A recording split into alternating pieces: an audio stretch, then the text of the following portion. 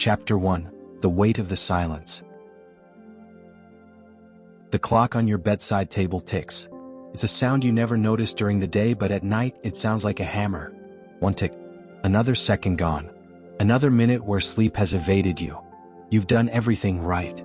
You dimmed the lights, you put the phone away, you closed your eyes. But the moment the external world went quiet, the internal world became deafening. Let me ask you honestly, do you feel like there is a second version of you that only wakes up when the lights go out? A version that is more critical, more fearful, and more obsessed with the past than the person you are at noon? We've all been there.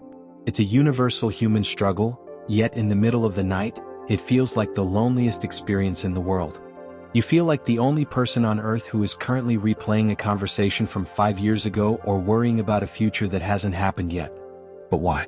Why does the brain choose the time of rest to do its most intense work? Chapter 2: The Evolutionary Shadow. Let me explain this phenomenon from a perspective you might not have considered. For thousands of years, the night was the most dangerous time for our ancestors. When the sun went down, humans were vulnerable. We couldn't see predators. We were small, physically weak, and exposed. Evolution solved this by giving us a brain that stays hypervigilant in the dark. In the modern world, there are no tigers outside your bedroom door. But your brain doesn't know that. It takes that ancient survival anxiety and attaches it to your modern problems. Instead of scanning the darkness for predators, it scans your life for threats. That email from your boss? That's a threat to your territory, your job. That awkward social interaction? That's a threat to your tribe, your reputation. Do you see what's happening? Your overthinking isn't a defect. It's an ancient survival mechanism that has no place to go. It's a security guard patrolling an empty building, so he starts making up ghosts just to have something to do. Chapter 3: The Default Mode Network. There is a fascinating part of your neurology called the default mode network, or the DMN. Think of the DMN as your brain's screensaver. It kicks in whenever you aren't focused on a specific task. When you're washing dishes, driving a familiar route, or, most importantly, lying in bed.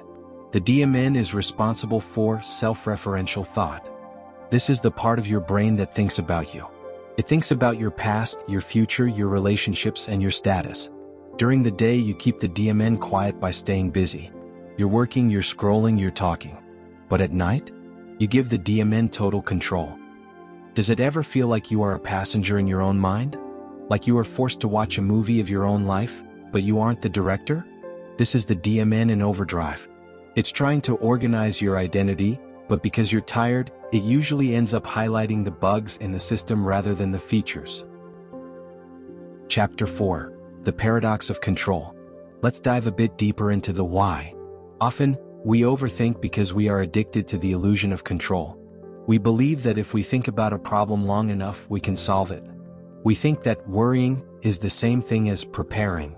But let me ask you, has worrying at 3 a.m. ever actually changed an outcome? Usually it hasn't. In fact, it does the opposite. It drains the energy you need to actually solve the problem the next day. This is the paradox of control.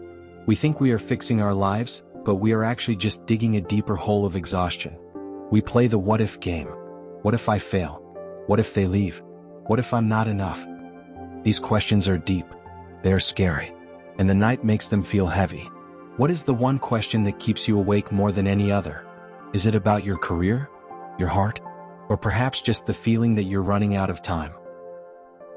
Chapter 5: The Low Battery Effect. We also have to talk about the physical reality of exhaustion.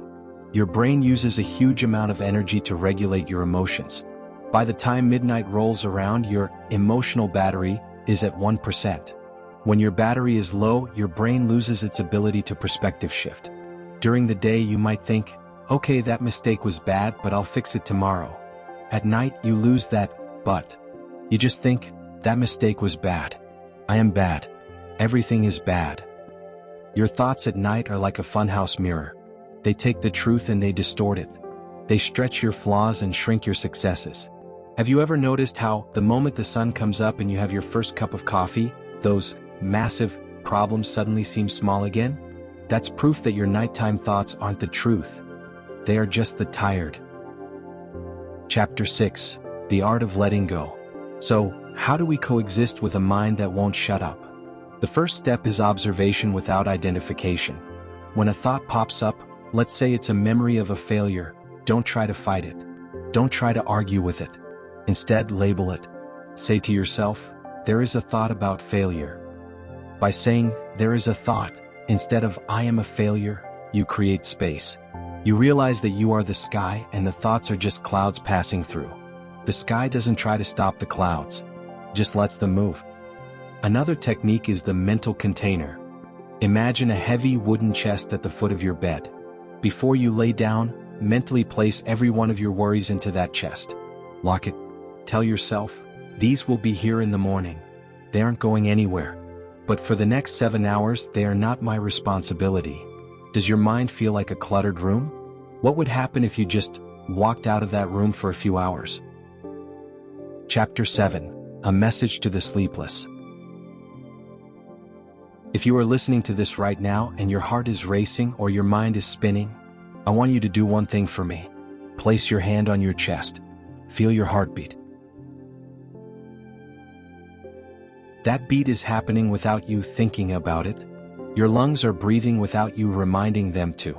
Your body knows how to take care of itself. Your only job right now is to trust it. The world will still be there tomorrow. The problems will still be there tomorrow. But you deserve a sanctuary.